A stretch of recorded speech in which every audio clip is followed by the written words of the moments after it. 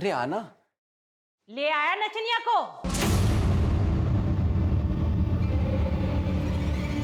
खानदान की पूरी इज्जत मिट्टी में मिला दी तूने। आज अगर तेरे बापू होते ना तो पहले इससे गोली मारते, फिर तुझे भी मार देते। अंदर तो आंदे, दरवाजे पे ही शुरू हो गई। हाँ, यहाँ तक तो आई है, अंदर भी आई जाएगी वो, और आता जाता हमारी खिल्ली उड़ाएगा। देख छोरा, बाजार की हर एक चीज ना घर नहीं लाई जाती। हे राम जी, इस बुढ़ापे में काका दिखना पड़ेगा पता नहीं है। चलो।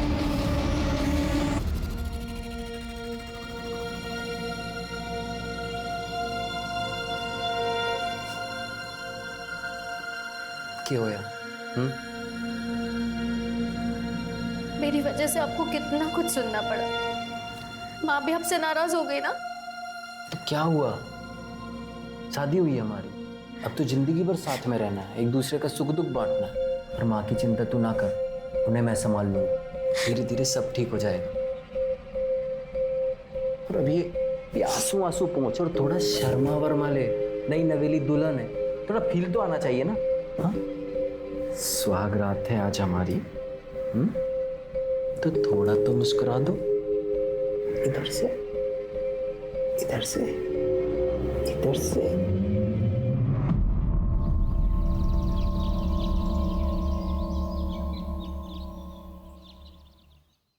ये लीजिए आपका वॉलेट। पायल, आज मंदिर में कीर्तन है, मोहल्ले की सारी औरतें आएंगी, माँ भी जाएंगी। तुम भी चले जाना, माँ को अच्छा लगेगा। लेकिन राजन, मैं कैसे जा सकती हूँ? मेरा तो शाम को इवेंट है, मैं इवेंट नहीं कैंसिल कर सकती। इवेंट में जाना माँ को खुश रखने से ज्यादा जरूरी है क्या? ये कैसी बात कर रहे हो तुम? तुम्हें तो शुरू से पता है ना कि मैं डांसर हूँ। तुम खुद मेरे डांस के फैन थे।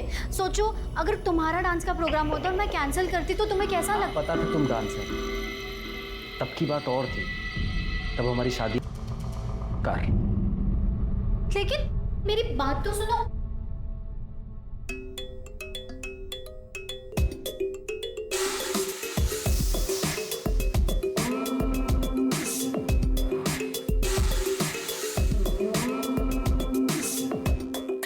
वाह पायल, हाँ।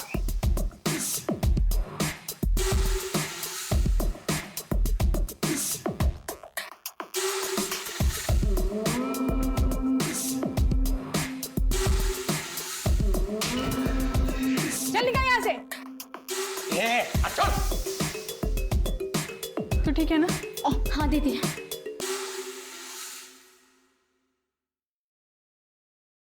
माँ जी,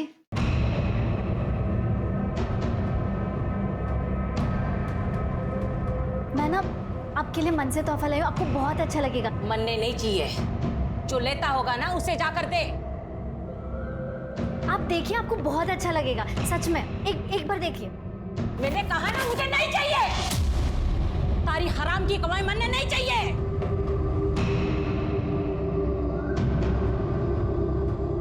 मैं क्या बोल रही हूँ, आप बात कीजिए ना माँ जी से, प्लीज। सही कह रही है। तू हमें कोई गिफ्ट देना ही चाहती है तो ये डांस वांस छोड़ के अपना घर संभाल। ये क्या बोल रहे हैं आप? मैं घर तो संभाल ही रही हूँ ना।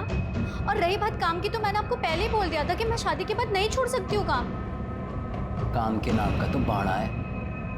बात ये है कि थारे को ये खटिया आदमियों को अपने पीछे ला टपका था देखे में मजा आवे। उनकी गंदी अश्लील बातें सुनना पसंद है थारे को। खुशी होती है थारे को, कितने सारे लोग थारे पीछे पागल हो रखे हैं, समझ नहीं आता कि मैंने।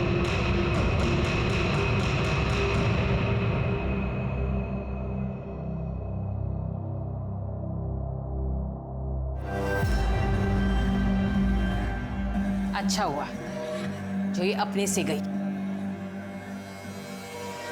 अब तू देख, मैं तेरे लिए कैसे खानदानी और सुशील बहू लाती हूँ। पूरी बिरादरी देखती रह जाएगी। राजेश शर्मा से तलाक लेने के बाद पायल वापस अपने घर लौट गई थी। लेकिन सर, पायल का बाप बसे सर पायल की शादी से खुश नहीं था। इनफैक्ट वो तो शादी में शरीक तक नहीं हुआ। इसीलिए पायल जब वापस उसके घर चली गई तो उसका बाप उसे दिन रात सुनाता रहता था, काफी परेशान किया था। इसीलिए पायल ने अपना एक अलग घर ले लिया। तो अपनी छोटी बहन अलका, जो उसकी मैनेजर भी है, उसके साथ वहाँ शिफ्ट हो गई। सर, कुछ दिनों बाद सुधा अनीश को लेकर पायल के साथ उनके घर शिफ्ट हो गई। सर, सुधा पायल और अलका की सौतेली माँ है। सगी माँ का देहांत काफी साल पहले हो चुका था और लोगों का ये कहना है कि बेसेसर उस पर बहुत ही अत्याचार करता था, इसीलिए उसका देहांत हुआ। और उनका भाई अनीश? सर अनीश अलका और पायल का सौतेला भाई और सुधा और बेसेसर का बेटा, पर अनीश का अपनी बहनों से बहुत अच्छा रिश्ता है। मिश्रा, पायल की फैमिली को इन्फॉर्म किया? हम उन्हें लोकेट करने की कोशिश कर रहे हैं। सर, पायल चौधरी की पीएम रिपोर्ट। सर कल बॉडी के जो 2 हिस्से हमें मिले थे वो 2 अलग अलग लोगों के हैं। ऊपरी हिस्सा तो पायल चौधरी का ही है, लेकिन निचला हिस्सा किसी और का है। उसका मतलब बॉडी को देखकर जो अजीब हमें लग रहा था वो यही बात है। एक नहीं 2 मर्डर हुए। अब पता ये करना है कि दूसरी लड़की कौन है जिसका मर्डर हुआ। सर पोस्टमार्टम रिपोर्ट के मुताबिक ये दोनों मर्डर्स कल शाम 6 और 8 के बीच हुए और सर पायल की मौत सर के पीछे किसी पत्थर के वार की वजह से हुई। सर के पीछे एक घाव मिला है जिसमें सूखा हुआ खून है और सर पत्थर के कुछ पार्टिकल्स भी मिले। मिश्रा, हमें जल्द से जल्द ये डबल मर्डर केस सॉल्व करना होगा। पता लगाना होगा ये दूसरी लड़की कौन है जिसका मर्डर हुआ। इन बॉडी के हिस्सों को डीएनए टेस्ट के लिए भेजो। सर एक सेकंड। हेलो, कहाँ पर? ठीक है सर, शिवपुरी में कुएं के पास एक कटा हुआ हाथ और पैर मिला।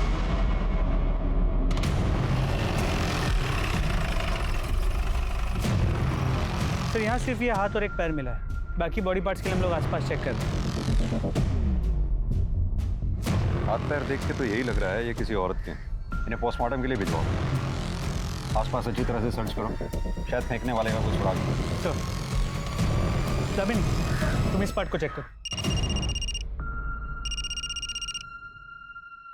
हेलो, ठीक है, मुझे एड्रेस मैसेज कर दो। सर पायल चौधरी का एड्रेस मिल गया।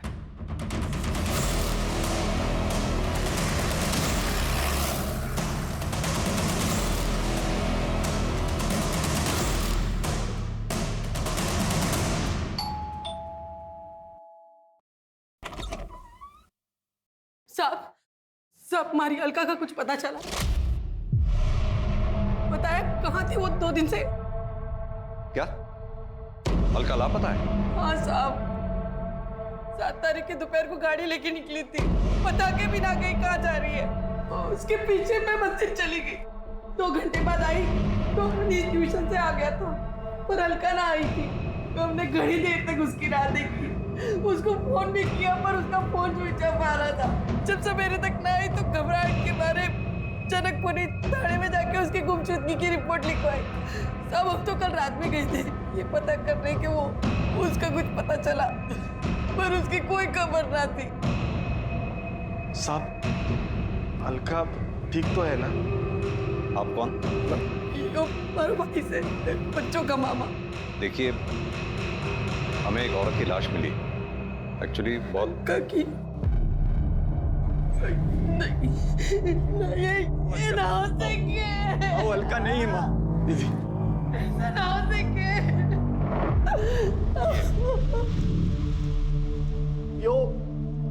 ये तो पायल है।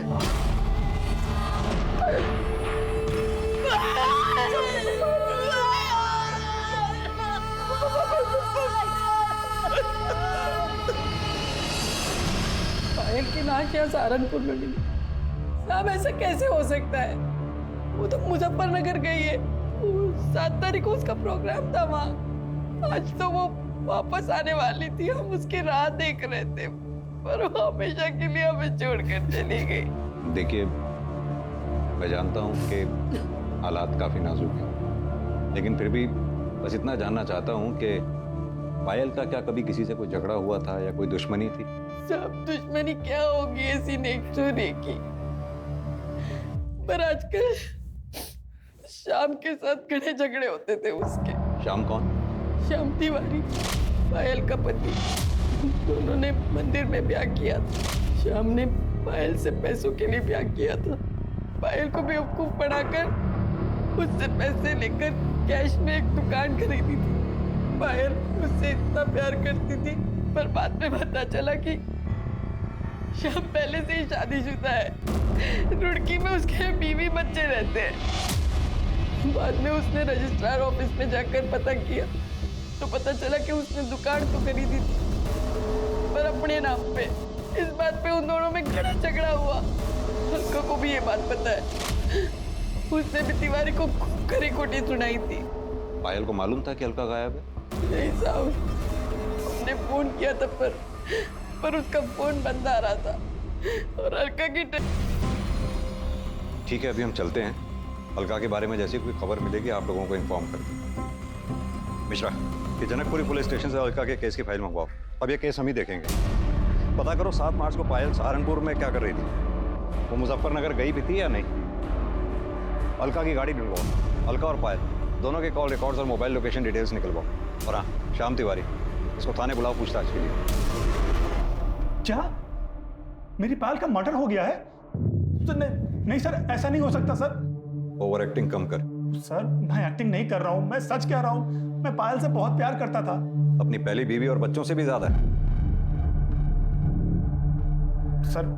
सर मैं मानता हूँ कि मैं शादीशुदा हूँ, लेकिन भगवान जानता है कि ये रिश्ता कब का टूट चुका था और अब तो मैं उसे कानूनी तरीके से भी खत्म करने वाला था। क्योंकि पायल के पास ज्यादा पैसा था। उसकी दुकान हड़प के भी तुझे चैन नहीं मिला। सर ये झूठ है, मैंने उसके नहीं अपने पैसों से दुकान खरीदी थी। सर मैं कब से अपनी एक इवेंट कंपनी का ऑफिस खोलने के लिए पैसे जोड़ रहा था। अच्छा, तो तूने पायल की ब्लैक मनी से दुकान नहीं खरीदी? सर मैं उसके पैसे से क्यों दुकान खरीदूंगा। ठीक है, तो अभी तो जा सकता है, लेकिन सहारनपुर छोड़कर कहीं मत जाइए। अपनी बीवी के पास रुड़की भी नहीं। जी सर।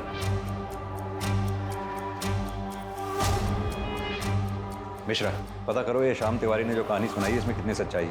इसके call record, mobile location detail सब निकलवाओ।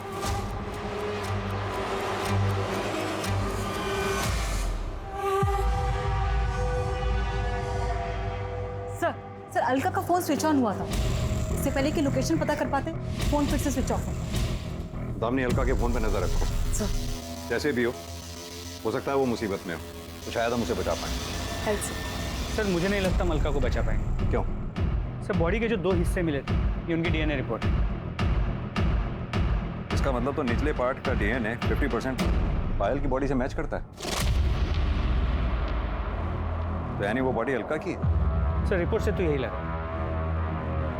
मिश्रा, एक काम करो, कुएं के पास से जो हमें हाथ पैर के टुकड़े मिले उनका डीएनए से मैच करके देखो। सर। हेलो, कहाँ? ठीक है सर, रेलवे ट्रैक के पास एक औरत का सर कटा हुआ मिला, तो उसकी पिक्चर अभी भेज रहे। आ गई सर। ये तो अलका चौधरी है। मिश्रा, इस सर का डीएनए जंगल से मिले बॉडी के टुकड़ों से मैच करके देखो। जिसने भी ये काम किया बहुत ही शातिर खिलाड़ी है, बड़ी बेरहमी से मारा है।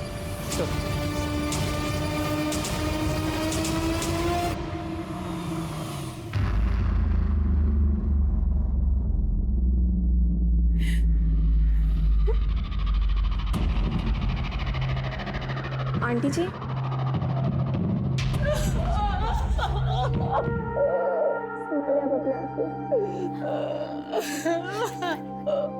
आंटी जी, मुझे तो अभी भी यकीन नहीं हो रहा है कि पायल दीदी और अलका दीदी के साथ इतना सब कुछ हो गया। कितनी बुरी मौत मारा उन दोनों को। आंटी जी संभाल लो अपने आप को, सब सही हो जाएगा। दीदी, कसम खाता हूँ तुम दोनों की कि ये जिसने भी तुम्हारे साथ किया है ना, छोड़ूंगा नहीं उसे। अनीश, जो होना था वो हो गया। हट, अकेला छोड़ दे मुझे। जिनकी माँ बड़ी फिरे थी तू, वो दोनों निकल ली। अब क्या इरादा है? क्या करेगी? क्या करेगी आप? क्या छोड़ बनना है? बड़ी बड़ी माँ बने घूमे थी दोनों की, भगवान ने सजा दे दी थारी दोनों छोरियों को। बाप ने अकेला छोड़ के आई थी मरने के लिए। और एक बात बोलूं, और तू कमी नहीं थोड़ी है ना है? सजा जी, कम से कम माहौल का तो ध्यान रखिए। क्या माहौल का ध्यान रखूं मैं? रे बेटा, जैसी करनी वैसी भरनी। यो संस्कार है बेटे के, यो सिखाया है, यो सभ्यता दी है। सारी सभ्यता अरे तू बाप ना है, बाप के नाम पे शराब है शराब। अरे थारे वजह से पूरा परिवार बर्बाद हो गया। यो तू ध्यान रख, कीड़े पड़ेंगे कीड़े, सड़ के मरेगी। पानी देने वाला नसीब नहीं होगा। निकलो तुम लोग। सर पायल के मर्डर केस में कुछ अपडेट्स मिली हैं। तो 7 मार्च को मुजफ्फरनगर शहर में माहौल खराब होने के कारण धारा 144 लगाई गई, इसलिए पायल का इवेंट कैंसिल हो गया और इवेंट ऑर्गेनाइजर्स ने पायल को एक प्राइवेट कैब से अपने घर सहारनपुर भेज दिया। उस कैब ड्राइवर से बात हुई? जी सर, उससे बात हुई। उसने कहा कि वो पायल को घर तक ड्रॉप तो करने वाला था, मगर सहारनपुर एंटर करने से पहले ही उसकी कैब खराब हो गई। क्या हुआ भैया? मैडम शायद गाड़ी खराब हो गई। एक काम कीजिए, आप मुझे यहीं छोड़ दीजिए, मैं बस या ऑटो से चले जाऊंगी। ये लीजिए। वो लोग ना पहचाने, इसलिए उसने अपने चेहरे को दुपट्टे से ढका, आंखों पे चश्मा लगा के वो वहाँ से चली गई। और हाँ सर, कैब ड्राइवर ने ये भी कहा कि उसका फ़ोन स्विच ऑफ था क्योंकि वो चार्ज करना भूल गई। कैब ड्राइवर को ये कैसे मालूम कि पायल के फ़ोन की बैटरी डाउन थी? क्योंकि सर पायल ने ड्राइवर को पूछा था कि उसके पास फ़ोन का चार्जर है। उस जगह के आसपास कोई सीसीटीवी है क्या? फिर जहाँ गाड़ी खराब हुई वहाँ कोई सीसीटीवी कैमरा नहीं मिला, और वहाँ से कुछ ही दूरी पे एक छोटे से गांव का बस स्टॉप, वहाँ भी कोई सीसीटीवी कैमरा नहीं, ना ही कोई दुकान। उसने वहाँ से बस लिया नहीं, ये पता नहीं चल पाया। सर कल से ये फोटो बहुत वायरल हो रही है। किसकी फोटो है? सर फिलहाल तो पता नहीं, पर जल्दी पता चल जाएगा। सर पायल और अलका का फ़ोन डिटेल्स भी आ गई। मोबाइल लोकेशन के अकॉर्डिंगली 7 मार्च शाम को 6 बजे अलका का जो लोकेशन है वो सर घर से कुछ किलोमीटर दूर का दिखा रहा है, जहाँ पे दोनों की डेड बॉडीज मिली। फिर अलका के फ़ोन की लास्ट लोकेशन क्राइम स्पॉट के पास दिखा रहा है, जबकि पायल का फ़ोन शाम को 4 बजे सहारनपुर के बॉर्डर के पास स्विच ऑफ है। इसका मतलब कैब ड्राइवर सच कह रहा था, अलका का फ़ोन स्विच ऑन हुआ? नहीं सर। यानी कि अब तक हमें ये पता है कि पायल 7 मार्च को सहारनपुर बॉर्डर के पास तक पहुंची। उसके बाद वो आगे कहाँ गई, उसके साथ क्या हुआ, ये हमें पता करना है। साथ में ये भी पता करना है कि जो फोटो में आदमी दिख रहा है ये कौन है। हो सकता है पायल की माँ सुधा इस आदमी को जानती है। Right sir.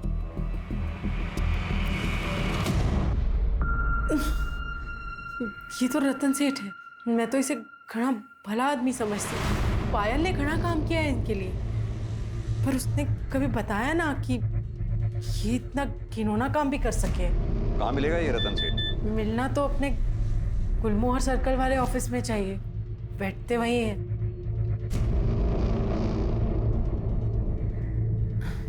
गर्लफ्रेंड से बात करें। गर्लफ्रेंड भी है तुम्हारी?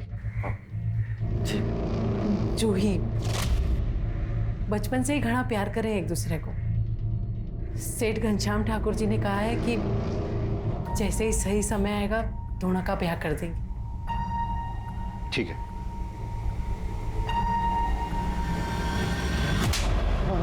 साहब मैं सच बोल रहा हूँ साहब, होश में कभी मुझे उसके पास जाने की हिम्मत ही नहीं। वो किसी को अपने पास भटकने ही नहीं देती। एक दिन जैसे ही काम खत्म हुआ तो पेमेंट लेने मेरे कमरे में आई। आओ पायल आओ, बैठो। अरे भाई आज तो तूने कमाल ही कर दिया, लोग तुम्हारे दीवाने हो गए। मुझसे तेरा नंबर मांग रहे थे और मुंह मांगी कीमत देने के लिए भी तैयार है लोग। नहीं नहीं सेठ जी, मुझे एक्स्ट्रा पैसे नहीं चाहिए, बस मुझे मेरे काम के पैसे दे दीजिए। बस अभी लेके आया, तब तक तू बैठ, मैं तेरे लिए जूस लेके आया। बैठ।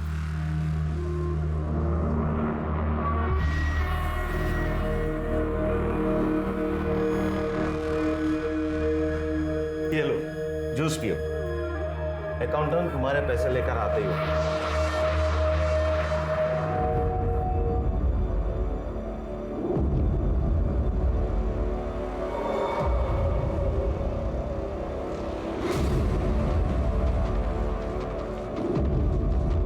पायल, पायल,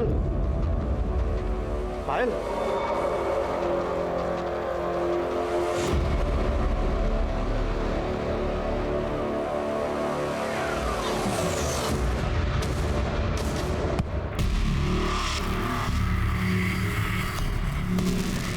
जब मुझे होश आया तो मैं बिना कपड़ों के अपने बेड पे पड़ा था। पायल आसपास कहीं नजर नहीं आ रही, तो मैं डर गया कि कहीं वो किसी को बता तो नहीं देगी, पुलिस में तो नहीं चली जाएगी। साहब फिर मैंने अपना फोन देखा तो देखा कि उसमें ये फोटो भी थी और एक मैसेज भी था कि 2 लाख रुपया दे दो वरना ये फोटो पुलिस के पास चली जाएगी। किसने भेजा था वो मैसेज और फोटो? साहब अलका ने, उसी ने मेरे सर पे मारा था जिसके वजह से मैं बेहोश हो गया था। अब तक 15 लाख रुपया ले चुकी है सर इस फोटो के ऊपर। और पैसे ना देने पड़े इसलिए अलका को मार दिया। पायल के साथ सोने का ख्वाब पूरा नहीं हुआ, पायल को मार दिया। यही सच्चाई है ना? नहीं सर, नहीं सर, मैंने ऐसा कुछ नहीं किया। मैं किसी को क्या मारूंगा, मैं तो एक शरीफ आदमी हूँ।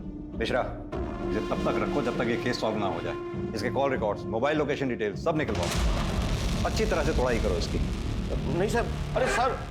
डीएनए रिपोर्ट से यह साबित हो गया कि कुएं में मिला पैर पायल का था, जबकि कुएं में मिला हाथ और रेलवे पटरी के पास मिला सर अलका के शरीर के हिस्से थे। पुलिस के पास इस केस से जुड़ी कई जानकारियां थी, लेकिन फिर भी ये केस अनसुलझा था। और तभी अलका का फोन स्विच ऑन हुआ और पुलिस उस तक पहुंचने में कामयाब हुई जिसके पास अलका का फोन था। ये एक 15-16 साल का लड़का था जिसे अलका का फोन उस खेत से कुछ ही दूरी पर मिला था जहां दोनों बहनों की लाश मिली थी। इसी ने पायल और रतन की फोटो को अपने दोस्तों को भेजा था और फिर उन दोस्तों ने इस फोटो को आगे भेजकर वायरल किया। अलका के फोन की स्कैनिंग के बाद यह साफ हो गया कि रतन सच बोल रहा है। फोटो और मैसेज अलका ने ही भेजे थे और वो रतन को ब्लैकमेल कर रही थी। लेकिन तब भी इससे यह साबित नहीं होता कि रतन ने अलका और पायल का कत्ल नहीं किया था, बल्कि शक अब और गहरा हो चुका। लेकिन यह साफ था कि दोनों बहनों का कत्ल एक ही समय एक ही जगह पर किया गया था, लेकिन उनके शरीर के हिस्से पुलिस को कंफ्यूज करने के लिए अलग अलग जगह फेंक दिए गए थे। दो जवान लड़कियों का कत्ल करके उनके शरीर के टुकड़े करना इतना आसान काम नहीं था। लेकिन सवाल यह था कि ये किया किसने था? श्याम, रतन या फिर कोई और था इन दिल दहला देने वाली दर्दनाक हत्याओं के पीछे? सर, अलका की कार सहारनपुर के बाहर हरियाणा बॉर्डर के पास मिली, जहां उसे स्क्रैप करने के लिए छुपाया गया था। मतलब जिसका भी एक काम है, काफी शातिर है, नहीं चाहता था कि गाड़ी हमें मिले। गाड़ी फॉरेंसिक के लिए भेजो। जी सर। रतन सेठ के स्टेटमेंट को क्रॉस वेरीफाई किया? जी सर। जैसे उसने बयान दिया था 6 से 8 मार्च के बीच वो दिल्ली में कॉन्फ्रेंस के लिए गया हुआ था। उस दौरान उसकी मोबाइल की लोकेशन भी दिल्ली की है और कॉन्फ्रेंस में आए कुछ लोगों को मैंने ट्रैक किया, उनसे बात की। उन्होंने कंफर्म किया कि उस दौरान रतन कॉन्फ्रेंस में ही था। हो सकता है उसने ये काम सुपारी देकर करवाया हो। सर पॉसिबल तो है, लेकिन उसके कॉल रिकॉर्ड से ऐसी कोई बात सामने नहीं आई। सर शाम की बैंक डिटेल्स आ गई। सर उससे तो ये पता चला है कि दुकान खरीदने से पहले उसने बैंक से काफी भारी रकम उधार ली थी। सर इससे तो ये लग रहा है कि वो सच बोल रहा है। सर इसके अलावा और कोई इन्फॉर्मेशन नहीं मिली। मिश्रा, पायल के बाप बसी सर, इसके बारे में पता किया? मर्डर के वक्त वो कहाँ था? जी सर, 7 मार्च को शाम से ही वो एक देसी ठेके में बैठे उधार की दारू पी रहा था। वहाँ काम करने वाले कुछ लोगों से मैंने बात की, वो वही था। और हाँ सर, पायल के पहले पति राजन के बारे में पता किया। राजन का और उसकी माँ का पायल और अलका से मार्केट में झगड़ा हुआ था, जिस दौरान अलका ने राजन की माँ का सर फोड़ दिया और राजन ने उन्हें धमकी दी थी कि वो उन्हें देख लेगा। और राजन की मोबाइल की लोकेशन उस शाम उसी एरिया की है जहाँ हमें दोनों बॉडीज मिली थी। हो सकता है इस कांड को अंजाम राजन ने ही दिया हो। सर जी, मैंने किसी को नहीं मारा, उल्टा पायल और अलका झगड़े को इस लेवल तक ले गई थी, वरना मैं तो उनके मुंह तक ना लगता। क्या हुआ? कितना टाइम लगेगा दीदी? अरे 2 मिनट रुको, पता नहीं क्या हो गया। पाउडर लिपस्टिक को घर चली नचनिया, पता नहीं आज किसका घर बर्बाद है। क्या बोली तू? हाँ, हमारी बहन का घर तोड़ दिया। कुछ तो शर्म कर बुढ़िया, भगवान को क्या मुंह दिखाएगी? देखो भगवान की बातें कौन कर रहा है। पूजा पाठ का नौटंकी करती है और कमीन पंती नहीं छोड़ती है। तुझे तो अलका, ये बकवास कर रही है? औकात में रहे, वरना क्या? टूट जाए हमारी घर और गृहस्थी। अब मुझे कोई डर नहीं है। पर क्यों सुनो मैं तुम्हारी और तुम्हारी माँ की बकवास?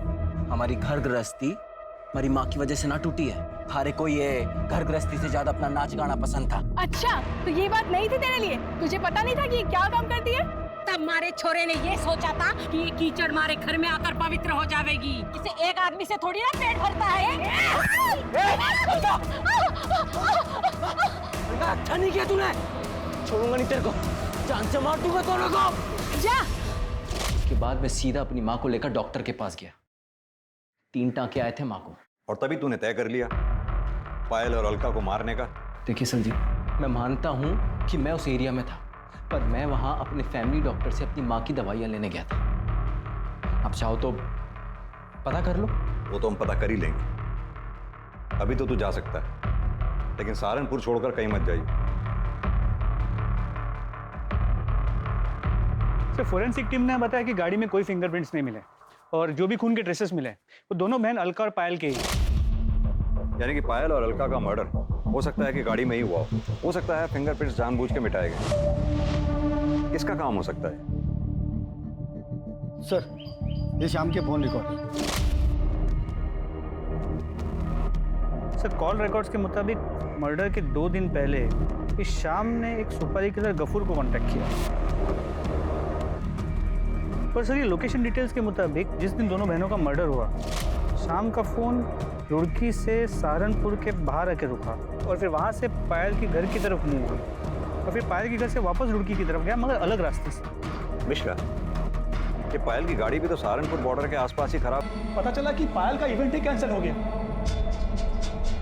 मैंने बहुत देर तक हाईवे पर उसका इंतजार किया, फिर देखा कि अचानक से उसकी गाड़ी खराब हो गई और वो पैदल जाने लगी। वहां बस स्टॉप पर और लोग भी थे, इसलिए मैंने गफूर को वेट करने को कहा। फिर अचानक पायल का दुपट्टा सरक गया और लोगों ने उसे पहचान लिया और लोग भी वहां पर आ गए। सबने उसे घेर लिया। क्या करें अब? फिर एक लड़का मोटरसाइकिल पर आया और पायल उसके साथ चली गई।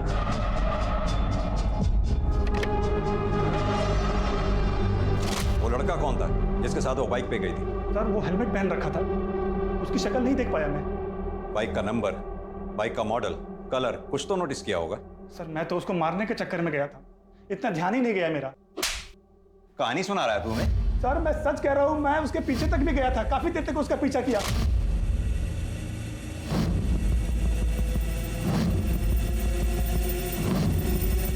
गफूर, छोड़ इसको, बाद में देखते हैं। निकल नहीं गया, तूने उनका पीछा किया, सुनसान जगह देखकर दोनों को गाड़ी से उतारा, उनको मारा और फिर लाश को ठिकाने लगा दिया। नहीं नहीं सर, ये झूठ है। ये झूठ है? चल अब ये बता, दुकान किसके पैसे की खरीदी थी? बोल। हाँ सर ये सच है कि वो दुकान पायल के पैसे से थी। सर मैं क्या करता, फ्री की दुकान थी, 15,000 किराया आ रहा था, तो मैंने सोचा कि पायल का ही काम तमाम कर देता हूँ, लेकिन सर हम ऐसा कर नहीं पाए। मिश्रा, पता करो ये शाम की बात में कितनी सच्चाई है। और हाँ, जब तक हम कातिल तक नहीं पहुंच जाते, इसे यहीं बिठा के रखो और इसके साथ ही गफूर को उठा ला। सर अगर ये शाम निर्दोष है तो फिर डबल मर्डर्स किसने किया? मिश्रा, सवाल ये उठता है कि टारगेट पे पायल थी या अलका, या फिर दोनों बहनें, क्योंकि अलका का दिमाग गर्म था, उसके कई दुश्मन हो सकते हैं। और अगर ये शाम सच कह रहा है कि पायल घर पहुंची और अलका से मिली, तो ये कैसे मुमकिन हो सकता है कि घर वालों को पता ही ना चला? कहीं ऐसा तो नहीं पायल अलका से घर के बाहर मिली, बाहर से ही दोनों कहीं चले गए और फिर मार दिए गए, या फिर इस कांड में घर का ही कोई आदमी शामिल?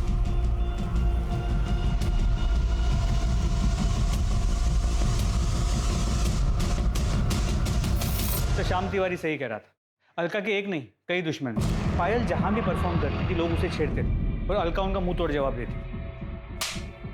वो ये नहीं देखती थी कि वो कौन है, कोई नेता है, नेता का भाई है या पैसे वाला आदमी, वो किसी से भी नहीं डरती थी। यानी कि कामचोर बाप ने अपनी अय्याशी के लिए अपनी दोनों बच्चियों का जीवन ही बर्बाद कर दिया। पता करो ये पायल के चाहने वालों की लिस्ट में क्या कोई ऐसा है जो इतने सालों तक अपनी खुंदक पाल के बैठा हो? सर। दामिनी सर, राजन की स्टेटमेंट को क्रॉस वेरीफाई किया? Yes sir. सर वो सच बोल। सर उस दिन वो डॉक्टर के यहाँ दवाई लेने के लिए गया था। क्लिनिक की सीसीटीवी फुटेज में ये दिख रहा है कि शाम को 6 बजे से लेकर 7 बजे तक वो क्लिनिक में ही था और उसके बाद उसके मोबाइल लोकेशन घर की तरफ मूव कर। सर एक सेकंड। हेलो, कहाँ पर? ठीक है सर। खंडर के पास एक औरत का कटा हुआ हाथ और पैर में, जो काफी बुरी हालत में।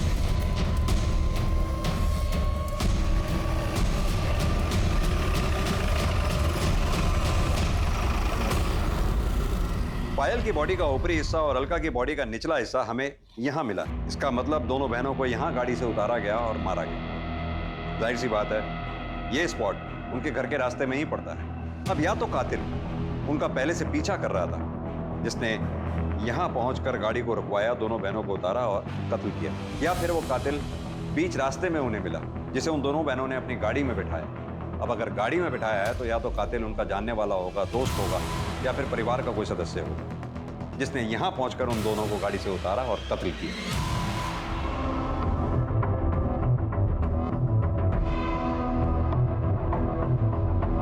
सर, अनीश अभी घर से बाहर निकला है, मैं पीछा कर रहा हूँ सर।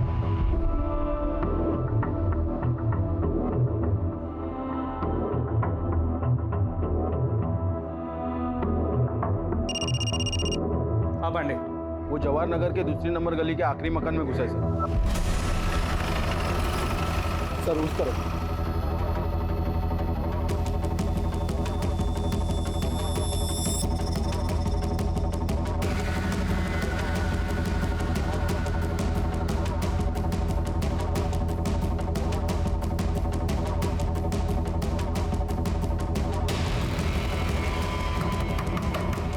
अनीश, हमें पता है तुम अंदर हो, चुपचाप बाहर आ जाओ।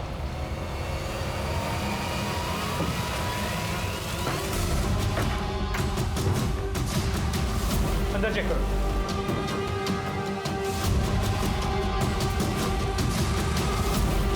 सर, अंदर कोई नहीं है।